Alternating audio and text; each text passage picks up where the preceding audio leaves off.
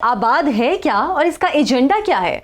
Association of builders and developers है। ये जितने भी इस वक्त पाकिस्तान के अंदर जो भी वर्टिकल या हॉरिजॉन्टल कंस्ट्रक्शन करते हैं वो उनकी एसोसिएशन है। They have to take the membership of ABAD which is mandatory to raise the construction, vertical construction और हॉरिजॉन्टल कंस्ट्रक्शन। तो इनके लिए मैंडेटरी है इस कंट्री के अंदर मेंबरशिप लेना, इसके बाद ही ये काम कर सकते हैं, इससे पहले ये काम नहीं कर सकते।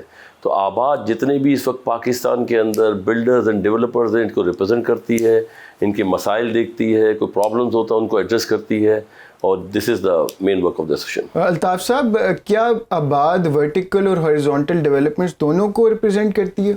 जी हाँ, बिल्कुल बिल्कुल। जितनी भी डेवलपमेंट सोसाइटीज़ हैं उनके लिए भी मैंडेटरी है कि they can take the membership of ABAD, then they are eligible to take the builder licence और development licence from SBCA। Altaf साहब, आप डेवलपर्स को पेश आने वाले मसाइल को कैसे हल करते हैं? क्या आप हुकूमत के साथ राब्ते में रहते हैं? बिल्कुल, हुकूमत का साथ भी लाइजॉन्स करते हैं हम लोग, और जो भी फैसिलिटेशन होती है वो फैसिलिटेशन करते हैं। देखिए, हम इस मुल्क के तहत जो कानून करते हैं, कानून के तहत जो काम करते हैं, इसमें कोई भी हिच आती है, कोई भी प्रॉब्लम्स आते हैं, कोई भी रूल्स वगैरह रेगुलेशन होती है, इंफ्रास्ट्रक्चर होती है, हम कोशिश करते हैं कि हुकूमत से लाइजॉन करें, प्रोविंशियल गवर्नमेंट से करें, फेडरल गवर्नमेंट से करें, बजट में पॉलिसीज़ दें, और इसके ऊपर पूरा एसोसिएशन काम करती है। अच्छा, आपने जैसे कहा कि हुकूमत और आबाद लाइजॉन में है, तो ये गैर कानूनी हाउसिंग सोसाइटीज़ कैसे बनती जा रही हैं? बनाने वाले बनाई जा रहे हैं, और हुकूमत को तब याद आता है जब हज़ारों प्लॉट्स बिक चुके होते हैं। आबाद ने इस हवाले से क्या किरदार अदा किया है?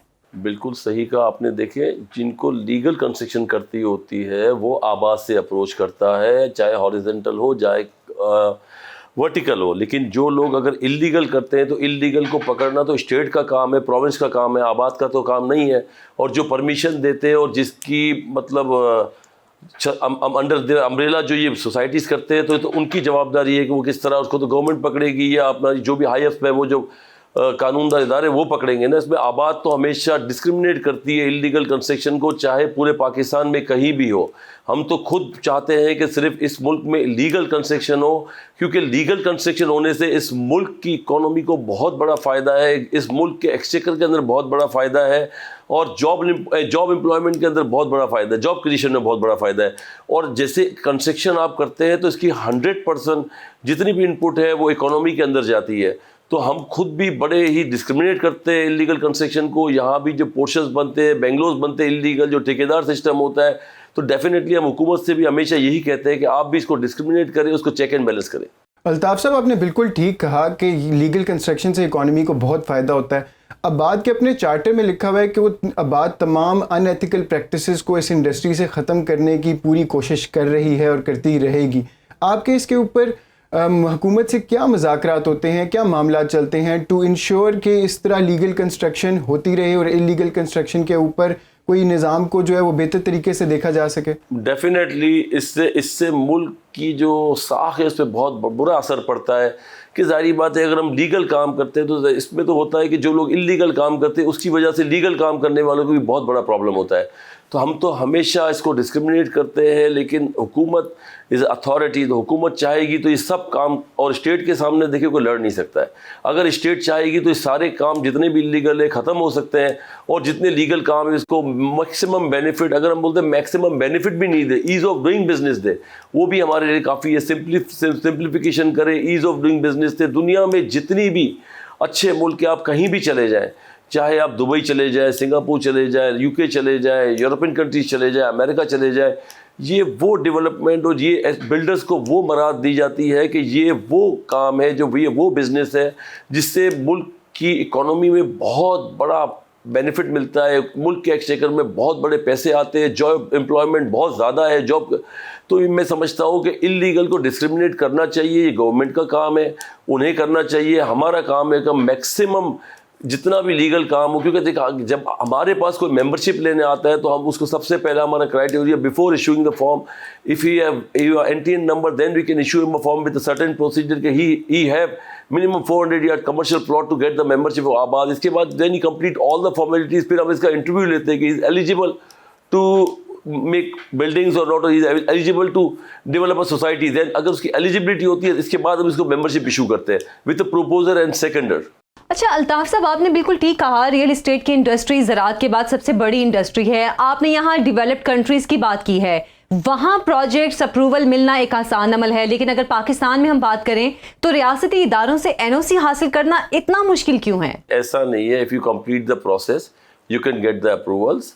ठीक है, सिंध में थोड़ा टाइम लगता है, लेकिन मैं समझता हूँ आजकल भी वहाँ पे माशाल्लाह अप्रूवल्स काफ़ी, अगर if you can complete all the formalities definitely you can get the approvals. कल ही हमारे पास गवर्नर साहब भी आए थे, अल्हम्दुलिल्लाह हमारे फरवरी से लेके अभी तक 120 नक्शे पास हुए हैं, 6000 मकानात के नक्शे पास हुए, रेसिडेंशियल नक्शे पास हुए हैं, जिससे उनके जो SBC Sindh building control authority के एक्सचेकर में बहुत बड़ी रकम जमा हुई है। आज से तकरीबन 8 महीने पहले इनको अपने एम्प्लॉयमेंट्स की तनख्वाह देने के पैसे नहीं थे, आज अल्हम्दुलिल्लाह इनके पास ऑलमोस्ट 2.5 बिलियन रुपये रिजर्व पड़ा हुआ है इनका, आफ्टर डिस्बर्सिंग द अपने आदमियों की तनख्वाहें देने के बाद। तो अप्रूवल का प्रोसेस तो देखिए ज़रूरी है, NOCs तो ज़रूरी है, हाइट्स तो ज़रूरी है, एनवायरनमेंट ज़रूरी है, ट्रैफिक सर्वे ज़रूरी है।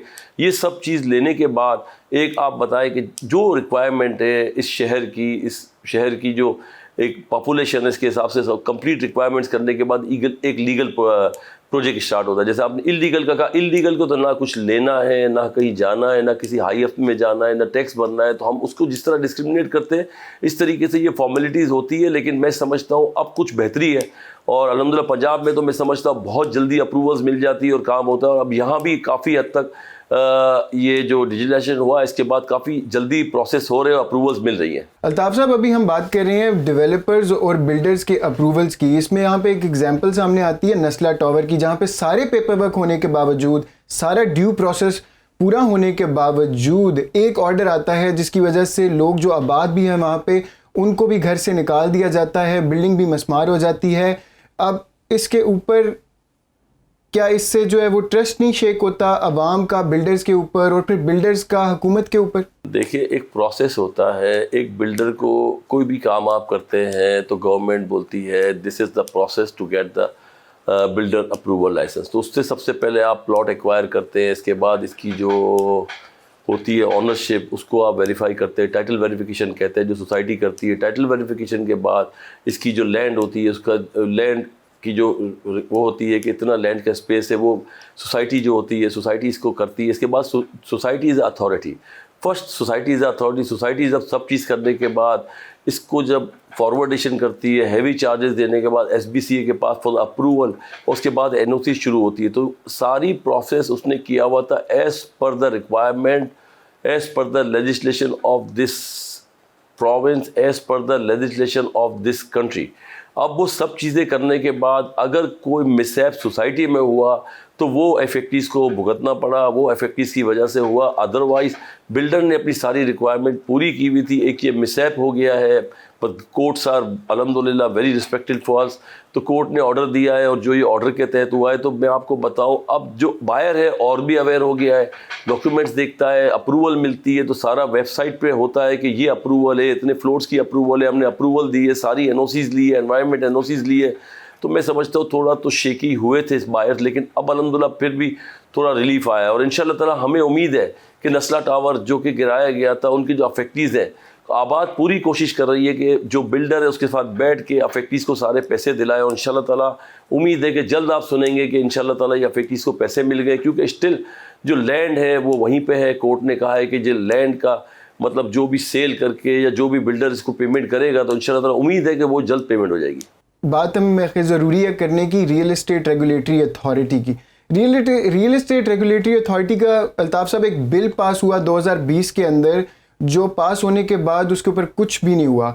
आपके ख्याल में जिस तरीके से दुबई में एक रियल एस्टेट रेगुलेटरी अथॉरिटी है, इंडिया में एक रियल एस्टेट रेगुलेटरी अथॉरिटी है जिसने आने के बाद इस इंडस्ट्री को रेगुलेट किया, उसको प्रमोट किया, उसको मुनज़्ज़म किया, क्या इस तरह की रेगुलेटरी अथॉरिटी होनी नहीं चाहिए? मैं आपसे ये बात इसलिए भी करना चाहता हूँ बिकॉज़ जब ये पास हुआ बिल तो अभी हम चेयरमैन फेडरेशन ऑफ रियल्टर से भी बात कर रहे थे कि उस टाइम पे उन्होंने बहुत तहफ़्फ़ुज़ात का मुज़ाहरा किया, डेवलपर्स ने भी बहुत इस पे तहफ़्फ़ुज़ात किए कि हमसे इस पे मुशावरत नहीं की गई। तो मैं चाहूँगा आप इस पे ऊपर थोड़ी सी रोशनी डालें कि उसमें वो कौन से इश्यूज़ थे, अगर और क्या आपके ख्याल में इसकी ज़रूरत नहीं है कि हम एक पेज पे आके बैठें और इसको आगे लेके चलें? देखिए, रियल इस्टेट के ऊपर अगर एक रेगुलेटरी अथॉरिटी होती है जो कि रियल इस्टेट के मसले हल करती है डे टू डे, तो ये अच्छी चीज़ है। मॉनिटर करती है, कोई गलत काम नहीं हो रहा। देखिए हम लोग, मैंने आपको पहले भी कहा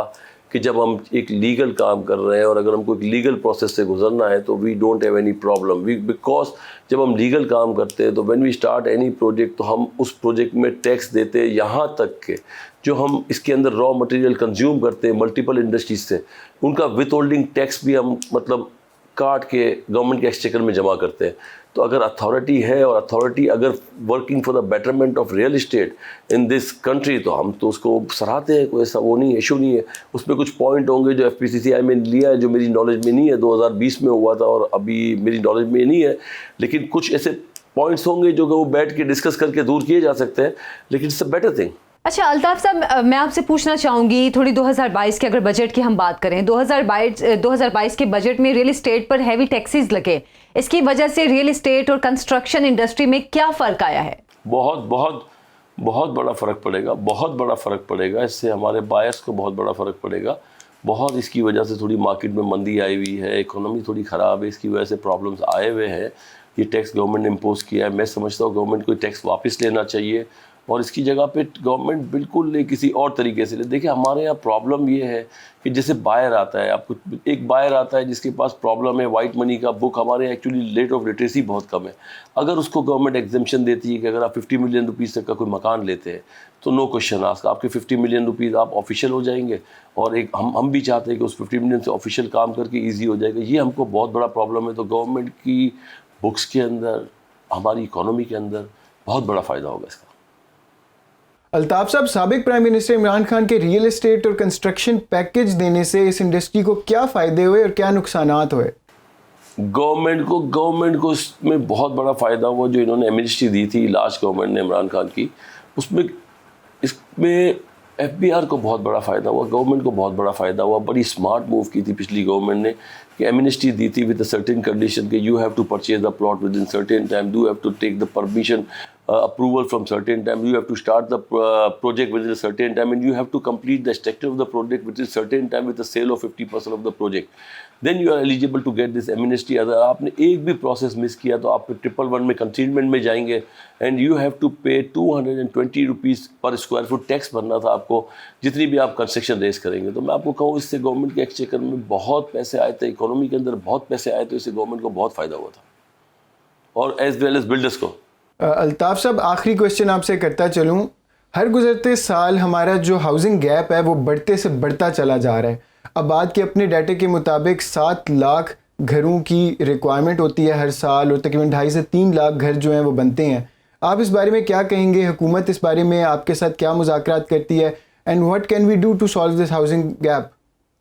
देखिए पॉपुलेशन बहुत ज़्यादा है, रिक्वायरमेंट बहुत ज़्यादा है, गवर्नमेंट फैसिलिटेट करेगी, हमारे वसाइल महदूद है, गवर्नमेंट फैसिलिटेट करेगी, हम काम करेंगे इंशाल्लाह ताला और कोशिश करेंगे कि इस रिक्वायरमेंट को पूरी करें। लेकिन जिस तरीके से पॉपुलेशन बढ़ रही है तो ये अगर कच्ची आबादी की तरफ तवज्जो देंगे तो भी अगर चाहेंगे तो ये माशाल्लाह ऑक्शंस वगैरह प्लॉट करेंगे। तो कोशिश तो देखिए आबाद के मेंबर्स की है कि लोगों को घर मुहैया करें, लेकिन गवर्नमेंट के सपोर्ट से हो सकता है कि ये रिक्वायरमेंट कम हो और लोगों को मुहैया होना, तो ये हम काम कर सकते हैं। बाकी पिछली गवर्नमेंट ने लो कॉस्ट हाउसिंग स्कीम के ऊपर बहुत काम किया, लेकिन अनफॉर्चुनेटली वो फ्रूटफुल नहीं हो सके। और जो आप कहते हैं लोन डिस्बर्समेंट करनी थी ऑन हाउसिंग, तो उन्होंने लोन डिस्बर्समेंट की है ऑन हाउसिंग, लेकिन बहुत बड़े रेशो पे नहीं की। क्योंकि देखिए यहाँ पे मैं समझता हूँ हमारे यहाँ ट्रेंड नहीं है कि हम लोन लेके मकानात लें और लोन लेके मकानात दें। तो इसके लिए अभी बहुत काम करना पड़ेगा किसी भी गवर्नमेंट को। और आपको बताओ, आप बिल्कुल कह रहे, दुनिया में सारे मकानात लोन पे लिए जाते हैं। किसी कंट्री में 12%, USA में 15%, कनाडा में 7%, इस तरीके से पूरी दुनिया में है। लेकिन अभी हमारे यहाँ ट्रेंड नहीं है और लोगों में अवेयरनेस नहीं है। तो मैं समझता हूँ इंशाल्लाह ताला कोई भी गवर्नमेंट आएगी तो अगर इस पर काम करेगी तो ये क्या होगा, एक जो मतलब कम आमदनी वाले लोग हैं उनके लिए बहुत बेहतरी होगी और बहुत फ़ायदा होगा।